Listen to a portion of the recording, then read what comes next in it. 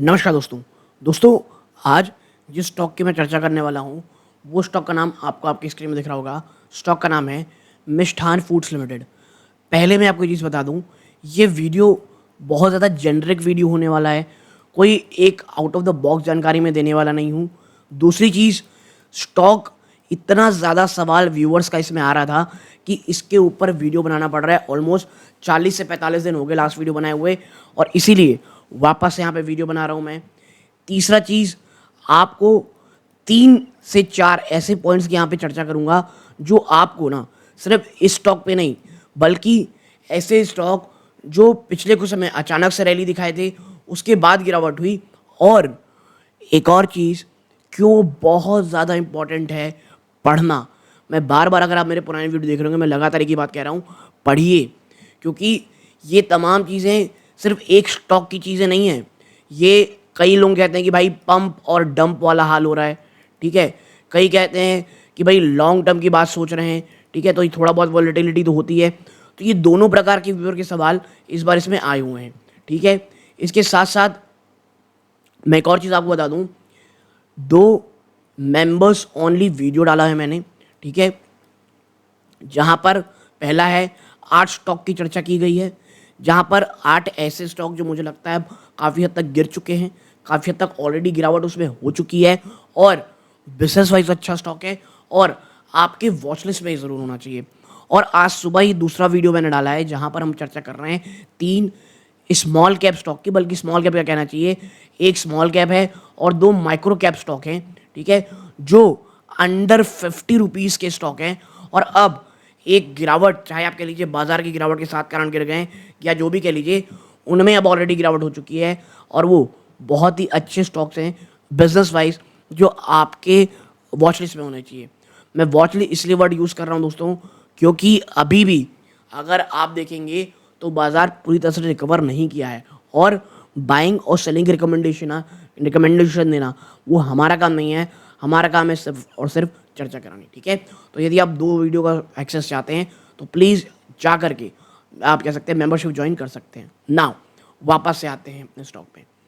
अब आप देखिए मिष्ठान फूड में, अगर आप पिछले एक दिन में देखेंगे तो ऑलमोस्ट 3% गिरावट है।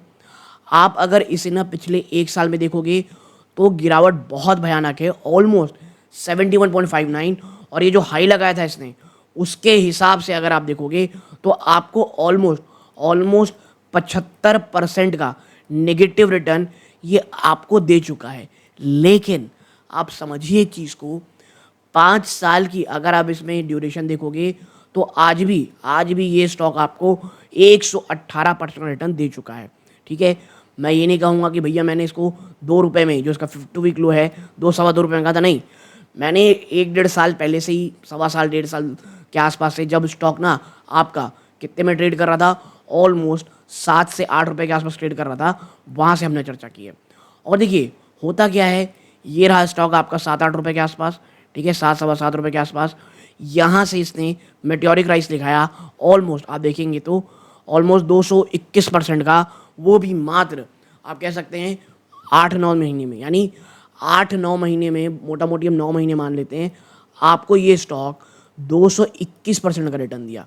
अब आप मुझे बताइए, एक ऐसा स्टॉक जो स्मॉल कैप भी था, वो अगर इतनी जल्दी समय में आपको 221% रिटर्न मिल रहा है, आप क्या करोगे?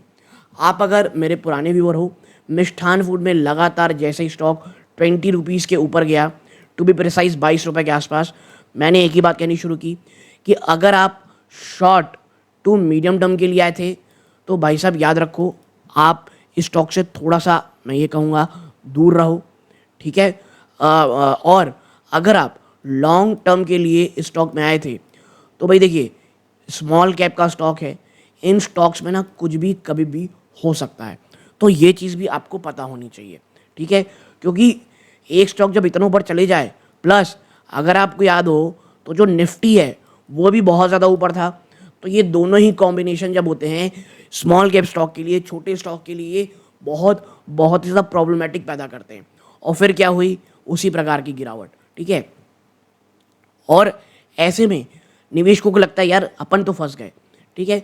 लेकिन मैं इसीलिए कहता हूँ आपसे, बुक्स पढ़िए, स्पेशली जो जो आप कह सकते हैं द इंटेलिजेंट इन्वेस्टर है बेंजामिन ग्राहम की, जो वॉरेन बफेट साहब के गुरु थे, वो इतनी ज़्यादा अच्छी बुक है जो आपको मेंटली बहुत ज़्यादा प्रिपेयर करती है, ना सिर्फ बुल रन के लिए बल्कि मार्केट समझाती है और बियर टाइम के लिए भी आपको मेंटली बहुत स्ट्रांग करती है। ठीक है, ताकि आप बाद में ये ना समझे कि यार फंस गए। देखिए, अगर आप पैसा लगा रहे हैं, सिर्फ आपको एक वीडियो 2 वीडियो देखना नहीं है, आपको ये सब वीडियो देखने हैं 2 चीज़ के लिए। पहला, हाँ यार कोई अच्छा स्टॉक मिल जाए जो रडार में आ जाए। दूसरा, अलग अलग प्रोस्पेक्टस जो रहते हैं लोगों के, वो समझने के मौके मिलते हैं। At the end of the day it's your money, आपको अपना दिमाग लाना पड़ेगा। और इन तमाम चीज़ों के बाद क्या होता है, वो होता है सेबी की, जो आप कहते हैं ना last nail in the coffin. SEBI की आती है बात कि भाई आप जो अचानक से मैं आपको आगे दिखाऊंगा, अचानक से जो एक मेट्योरिक राइज दिखा रहे हो ना अपने नेट प्रॉफिट्स का, ये सब बकवास है। आप जिस प्रकार की सेल दिखा रहे हो वैसी हुई नहीं है। उसके बाद होती है तांडव, एक ये जो आप देख रहे हो ना सेक्युलर गिरावट, ये बहुत ही भयंकर। लेकिन इसके साथ साथ FIIs ने, क्योंकि अगर आपको याद हो जब मैंने इस स्टॉक की चर्चा की थी उसके अगले बार से ही FIIs ने लगातार एटलीस्ट 3 से 4 क्वार्टर अपनी जो होल्डिंग है वो लगातार बढ़ाई है। कैसे, आप यहाँ पर देखें, यहाँ पे जो निफ्टी होती है, जो मार्केट कैप है, ये बहुत ही छोटा है। ऐसे में आपका जो रिस्क है वो बहुत ही ज़्यादा हाई रहता है। ठीक है, और इसके साथ साथ अगर आप यहाँ पर पाओगे कि अगर निफ्टी में क्रैश आता है, जो पिछले 3 से 4 महीने में ह्यूमंगस रहा है निफ्टी में, ठीक है, ऑलमोस्ट 16% का क्रैश आपको यहाँ पर देखने को मिल रहा है। तो इस प्रकार का जब क्रैश आपको दिखेगा, और इसमें आता है सेबी कि सेबी आपको वार्निंग देता है, भैया देखिए आप जो सेल्स के नंबर अपनी कंपनी में दिखा रहे हो वो बिल्कुल भी अच्छा नहीं है। ओके, जिसके कारण क्या होता है, आप में गिरावट की जो तीव्रता है वो बहुत ज़्यादा हो जाती है। और यहाँ पे 3 रेड फ्लैग यानी 3 निगेटिविटी आ गई। क्या क्या, आपकी निफ्टी में गिरावट हो रही है, आप एक स्मॉल कैप स्टॉक हो और निफ्टी की इस गिरावट में जो सबसे ज़्यादा पिटे हैं वो स्मॉल और मिड कैप थे, क्योंकि उनकी वैल्यूएशन बहुत ज़्यादा हाई हो गई थी। इसके साथ साथ सेबी की वार्निंग, और एक बार मैनेजमेंट को लेकर के सवाल उठ गया ना भाई साहब, तो फिर जिस प्रकार की गिरावट होती है वो बहुत भयावह है, जो आपको यहाँ पर देखने को मिल रही है। ठीक है, हाँ, एक चीज़ आप जो सोच सकते हैं, आप जो कह सकते हैं, वो ये है, कंपनी ने जो इस बार भी क्वार्टरली नंबर दिए, आप देखें यहाँ पे सेल्स में, तो कहीं पर भी कंपनी ने ये नहीं कहा कि नहीं भाई हम बैक डाउन हो गए। आज भी 73 करोड़ रुपीज़ का नेट प्रॉफिट है, 323 करोड़ का बिजनेस अभी भी किया गया है। आप ये कह सकते हैं कि हाँ भाई अब एक बहुत बड़ा स्टैग्नेशन आ गया है, जो कि ठीक है, लेकिन ऐसा नहीं है कि सेल्स को एकदम ही डिप कर गए हो। इसीलिए जो आने वाला मार्च क्वार्टर है ये बहुत इंपॉर्टेंट रहने वाला है, इस कारण कि भाई क्या जो सेबी बोल रही थी क्या वो सही है। और इस बार दिसंबर में सिर्फ रिटेल निवेशकों को फंसाने के लिए अपने और भी ज़्यादा स्टॉक ने, आप कह सकते हैं, गलत सेल्स नंबर दिए। तो इसीलिए आने वाले समय में ना इश्यूज प्रॉब्लम आपको ज़्यादा होते हुए दिखाई दे सकते हैं। और आप अगर अभी भी कैश रिजर्व देखोगे इनका, तो आप यहाँ पर पाओगे कि 687 करोड़ का कैश है इनके पास, और कर्जा कितना है, मात्र 6 करोड़ रुपए का। ठीक है, इसके साथ साथ अगर आप नीचे स्तरों पे देखोगे शेयर होल्डिंग पैटर्न में, यहाँ पर आप देखिए जून 2023, बल्कि आप कह सकते हैं दिसंबर 2022, मार्च में 1.13%, फिर बढ़ा के 1.58%, सितंबर में देन 2.28%, फिर आप देखेंगे मार्च में आता है 5%, और सितंबर 2024 में 5.63% का स्टेक यहाँ पर जो FIS का उनका हो जाता है। और फिर आती है क्या, यहाँ पर गिरावट, जैसी सेबी की रेगुलेशन आई दिसंबर के आसपास 1.5% नीचे स्टेक आ गया। और एक बहुत बड़ा नेगेटिव फैक्टर ये हुआ कि जैसे ही रश्मिका मंदाना जी को इन्होंने अपना ब्रांड एम्बेसडर बनाया है ना, वहाँ पर आप देखेंगे तो उसी के बाद खबर आती है स्टॉक में बड़ी गिरावट होती है, तो रिटेल निवेशक उसमें ज़्यादा फंसता दिखाई देता है। और मैं इसीलिए बार बार एक ही चीज़ कह रहा हूँ आपसे, आपको समझना पड़ेगा कि अगर आप स्मॉल कैप मिड कैप में निवेश कर रहे हो तो आप एक रिस्की स्टॉक में हो।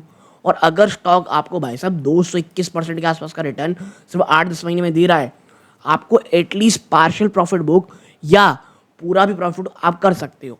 और आपको एक और चीज़ समझना पड़ेगा कि बाजार जो है वो वॉलेटाइल रहता है। अगर मैं बोल दूं हाँ यार प्लीज़ एग्जिट हो जाइए, सब बकवास है, एग्जिट हो जाना चाहिए, और कल को मिष्ठान फूड ये कहता है कि भाई देखो हम जो आपसे कह रहे थे ना कि हम इथेनॉल बनाने का प्लांट बनाने गुजरात में, अब वो हम डालने वाले हैं, जो ये बात कह रहे थे, स्टॉक रॉकेट हो सकता है। अभी कितना होगा, कितना सिक्योर होगा, मैं आपको एक सिनेरियो की बात कर रहा हूँ, ठीक है। फिर आप कहेंगे ये तो एग्जिट करना गलत था, इसीलिए मैं कह रहा हूँ एक स्टॉक में पार्शियल प्रॉफिट बुक प्लस 2 से 3% एक्सट्रीम मैं कह रहा हूँ, अगर आप बहुत ही स्मॉल कैप स्टॉक में निवेश कर रहे हो 2 से 3% ज़्यादा का स्टेक रखना गलत होता है दोस्तों, ठीक है। और इसीलिए बार बार लगातार मैं आपसे ये कहूँगा, as a long term investor आपको समझना पड़ेगा कि जो स्टॉक्स होते हैं स्मॉल कैप मिड कैप, वो इसी प्रकार की गिरावट दिखाते हैं, ठीक है।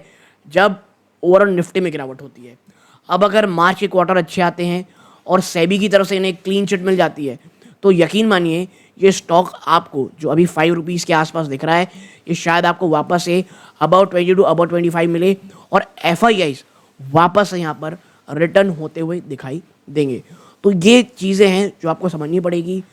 इसीलिए जब आप किसी स्टॉक को बाय करते हो तो बाय तो ठीक है, खरीदारी करनी इट्स वेरी इंपॉर्टेंट, बट आपको कब माल बेचना है, सेल कब करना है, ये सबसे ज़्यादा इंपॉर्टेंट होता है। अगर ये बाइंग से ज़्यादा इंपॉर्टेंट नहीं है, लेकिन ये इक्वली इंपॉर्टेंट है, ये आपको समझना पड़ेगा। और जो सेबी है, आपको पता है पिछले कुछ समय से लगातार रडार में रखी है कंपनीज को, और निफ्टी में जब गिरावट हो आपका बाजार टूटेगा, ये आपको समझना पड़ेगा, स्पेशली अगर आप स्मॉल कैप और मिड कैप सेक्शन से। और इसीलिए बार बार कहा जाता है कि भैया इंडिविजुअल की बजाय ना म्यूचुअल फंड की ओर जाए, अगर आप स्मॉल कैप मिड कैप में कर रहे हो, और अगर डायरेक्ट कर रहे हो तो पार्शियल प्रॉफिट बुक करते रहें, ओके। तो ये छोटी सी एनालिसिस थी, आप लोगों से शेयर करना था। वीडियो अच्छी लगी हो लाइक करके चैनल सबसे रुक कीजिएगा। ये सूर्यकांत है, जय हिंद।